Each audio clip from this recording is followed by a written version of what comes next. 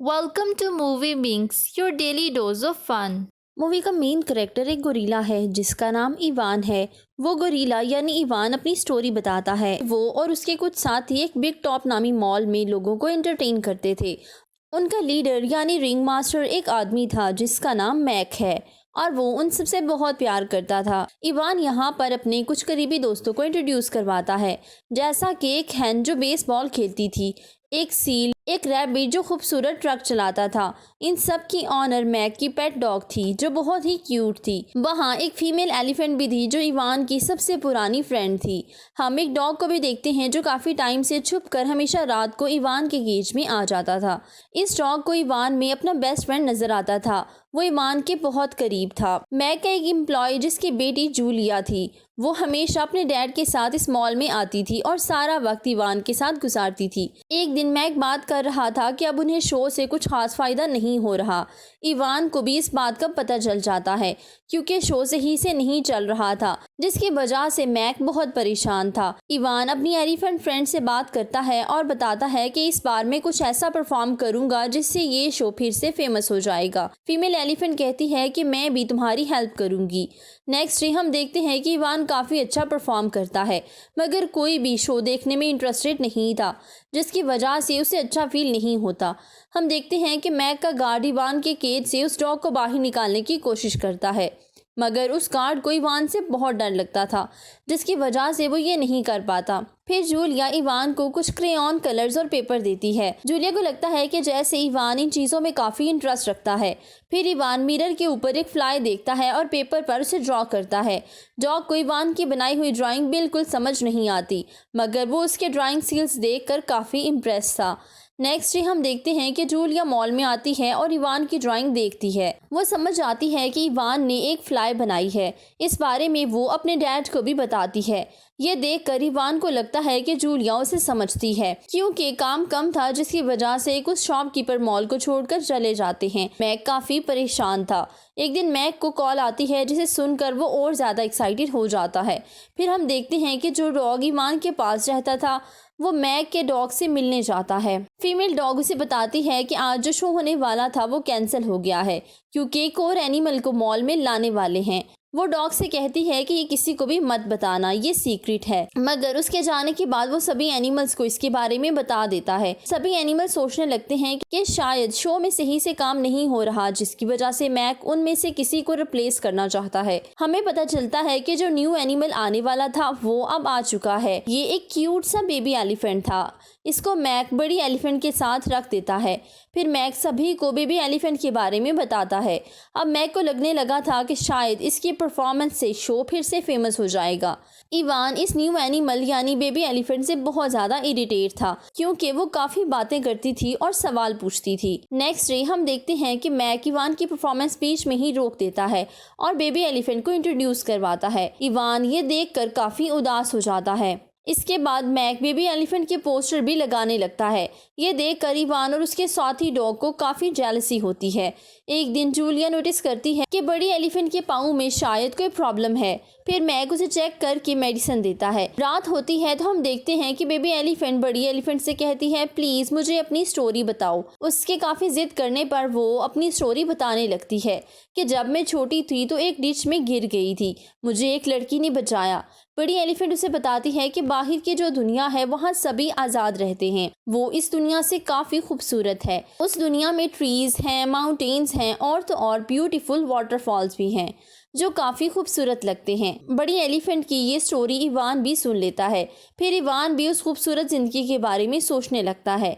Next day हम देखते हैं कि बड़ी एलिफेंट अपने ख़राब पाँव की वजह से शो पर नहीं जा पाती। फिर मैक आकर बेबी एलिफेंट से कहता है कि तुम्हें अकेले ही परफॉर्म करना होगा। ये सुनकर बेबी एलिफेंट काफ़ी नर्वस होती है। उसको इस हालत में देखकर इवान को उस पर रहम आता है। फिर इवान उसे करेज देता है और उसकी खूबियाँ बताता है कि तुम ये कर सकती हो।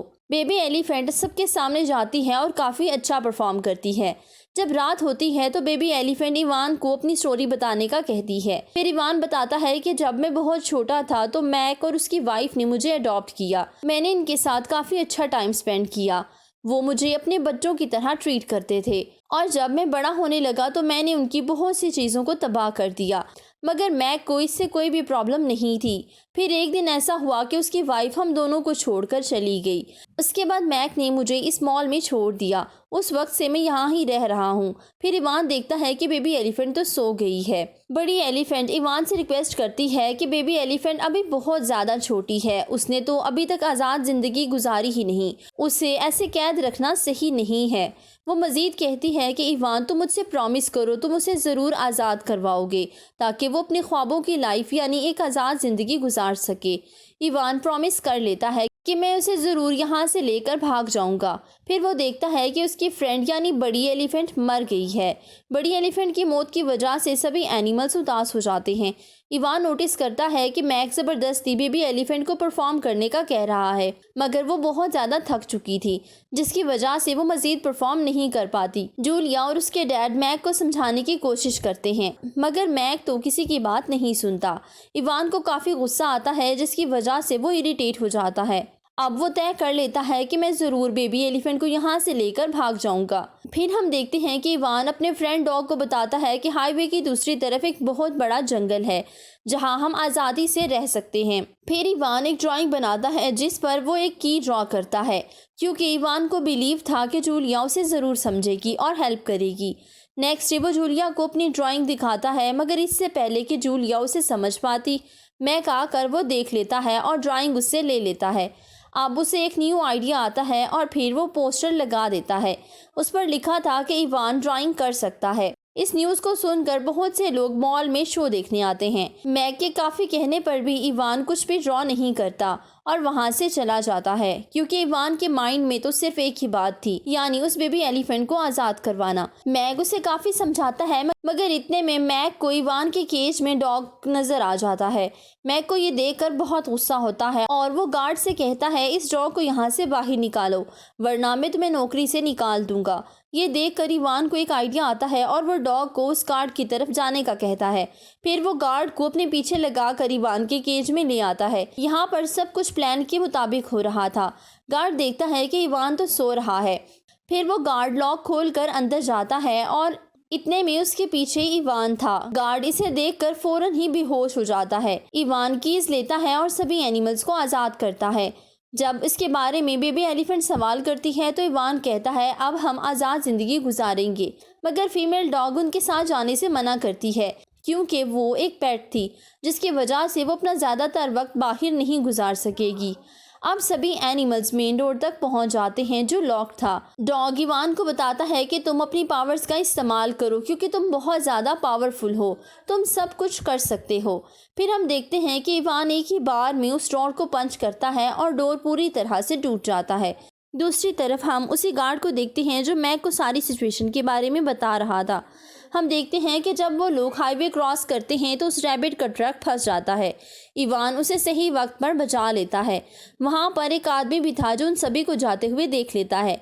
जंगल में आकर सभी एनिमल्स खुश थे, वो सभी काफ़ी इंजॉय करने लगते हैं, मगर ये खुशी सिर्फ कुछ ही देर के लिए थी, क्योंकि जब वो आगे जाते हैं तो उन्हें मालूम हो जाता है कि ये तो कोई जंगल नहीं बल्कि ये एक फैमिली पार्क है। इस पार्क के दूसरी तरफ बहुत से लोग आबाद थे। ढूंढते हुए मैक भी उनके पास पहुंच जाता है। मैक इवान को समझाने की कोशिश करता है और कहता है कि तुम जो कर रहे हो इस तरह तुम अपनी और बाकी सबकी जान खतरे में डाल रहे हो। इवान मैक की कही हुई बात समझ आता है और फिर से सभी एनिमल्स वापस चले जाते हैं। मैक उस गार्ड को जॉब से निकाल देता है और अपने एम्प्लॉय यानी जूलिया के डैड से कहता है हमें ये बात किसी को भी नहीं बतानी, क्योंकि अगर हमने ये सीक्रेट ना रखा तो हो सकता है लोग हमारे शो को बंद कर दें। इवान उस बेबी एलिफेंट से सॉरी कहता है क्योंकि वो अपना प्रॉमिस पूरा नहीं कर पाया। फिर बेबी एलिफेंट उससे असली जंगल के बारे में पूछने लगती है। इवान उससे अपने बचपन के बारे में बताता है, यानी उस वक्त के बारे में जब कुछ ह्यूमंस ने उसको पकड़ लिया था। इवान कहता है कि मैं अपनी फैमिली के साथ बहुत खुश रहा करता था और मर्ड से पेंटिंग भी किया करता था। मेरे डैड मुझे एक बहादुर गुरीला बनाना चाहते थे, मगर मैं उनकी बातों को सीरियस नहीं लेता था और अपना सारा वक्त या तो पेंटिंग में या फिर अपनी सिस्टर के साथ खेल कर गुजार देता था। फिर एक दिन ऐसा हुआ कि जंगल में कुछ हंटर्स आए। मेरे डैड ने मुझे बचाने की कोशिश की, लेकिन आखिर में उन हंटर्स ने मेरे डैड को मार डाला और मुझे पकड़ लिया। फिर वो मुझे सिटी में ले आए और मैक ने मुझे अडॉप्ट कर लिया। कुछ देर के बाद इवान कहता है कि ह्यूमंस बहुत बुरे होते हैं, मगर बेबी एलिफेंट कहती है कि नहीं, हर ह्यूमन बुरा नहीं होता, क्योंकि बड़ी एलिफेंट को एक लड़की नहीं बचाया था। और ये बात मुझे उस वक्त पता चली जब उसने मुझे अपनी कहानी सुनाई। और देखो जूलिया कितनी अच्छी है, वो हमारा कितना ख्याल रखती है। नेक्स्ट हम देखते हैं कि जूलिया इवान को कुछ कलर्स देती है और अपनी ड्राइंग दिखाती है। जूलिया इवान से कहती है, मुझे पता है तुम एक आर्टिस्ट हो और तुम अपनी ड्राइंग्स के ज़रिए फीलिंग्स शेयर करते हो। जूलिया के जाने के बाद इवान को एक आइडिया आता है। अब वो जूलिया के दिए हुए कलर से ड्राइंग करता है। नेक्स्ट हम देखते हैं कि मैक फिर से शो शुरू करता है, जहां एक रिपोर्टर आती है और मैक से पूछती है कि क्या एनिमल्स कल चले गए थे, मगर मैक कहता है कि नहीं, ऐसा कुछ भी नहीं है, ये फेक न्यूज़ है, यहाँ पर सब कुछ ठीक है। हम जूलिया को देखते हैं जो अपने डैड के साथ लाइटिंग में मदद कर रही थी। अब शो स्टार्ट होता है और एक के बाद एक सभी परफॉर्मेंस देते हैं। लास्ट परफॉर्मेंस इवान की थी। पर्दा हटते ही सभी लोग बहुत हैरान थे। जब मैक देखता है तो उसके भी होश उड़ जाते हैं, क्योंकि इवान ने एक बहुत ही खूबसूरत पेंटिंग बनाई थी। उस पेंटिंग में उसने फॉरेस्ट को शो किया था। फिर वो अपने डैड से कहती है कि इवान यहाँ से जाना चाहता है, वो जंगल में अपनी लाइफ गुजारना चाहता है। मगर जूलिया के डैड उसे कहते हैं कि मैं तुम्हारी सिचुएशन में कोई हेल्प नहीं कर सकता। फिर जूलिया उस रिपोर्टर को सारी बात बता देती है और हेल्प करने का कहती है। सभी को इस बारे में पता चल गया था। सब मॉल के सामने प्रोटेस्ट करते हैं कि एनिमल्स को आज़ाद किया जाए। ये देखकर इवान को बहुत खुशी होती है। वो समझ जाता है कि उसके प्लान कामयाब हो चुका है। फाइनली मैक भी हार मान जाता है और सभी एनिमल्स को वहाँ से ले जाते हैं। सभी एक दूसरे को गुड बाय कहते हैं। इवान बेबी एलिफेंट से कहता है कि अब तुम एक अच्छी लाइफ गुजार सकोगी। फिर वो डॉग भी इवान से आखिरी बार मिलने आता है। इवान उसको एक टॉय गिफ्ट करता है। मैक भी इवान से मिलता है और अपनी फीलिंग्स शेयर करता है। वो उसे अपनी और इवान की बचपन की पिक्चर दिखाता है। फाइनली वे एक दूसरे से गुड बाय कहते हैं। इवान ने अपनी नई लाइफ में कदम रख दिया था। इवान की आंख खुलती है तो वो खुद को एक कमरे में पाता है। ऐसी जगह देखकर वो थोड़ा अपसेट हो जाता है, मगर इतने में डॉक्टर आती है और कहती है तुम यहाँ नहीं रहोगे। फिर डॉक्टर शटर खोलती है तो इवान एक खूबसूरत फॉरेस्ट को देखता है, जिसके बारे में वो सोचता आया था। यहाँ इवान को मालूम था कि ये एक जू है जिसमें नेचुरल एनवायरनमेंट दिया गया है। इवान अपने जैसे और गोरिल्लास को भी देखता है। इवान दरख्तों पर चढ़ता है और भागने लगता है। वो खुद को आज़ाद फील करता है। फिर उसे सारे एलिफेंट्स भी दिखाई देते हैं। बेबी एलिफेंट भी अपने साथियों के साथ खेल रहा था और बहुत इंजॉय कर रहा था। अब इवान का प्रॉमिस भी पूरा हो चुका था। ये बात काफ़ी हैरानकुन है कि ये मूवी एक रियल स्टोरी पर बेस्ड है और इस तरह वो एलिफेंट का अच्छे से ख्याल भी रख सकेगा। यहाँ पर मूवी की हैप्पी एंडिंग हो जाती है।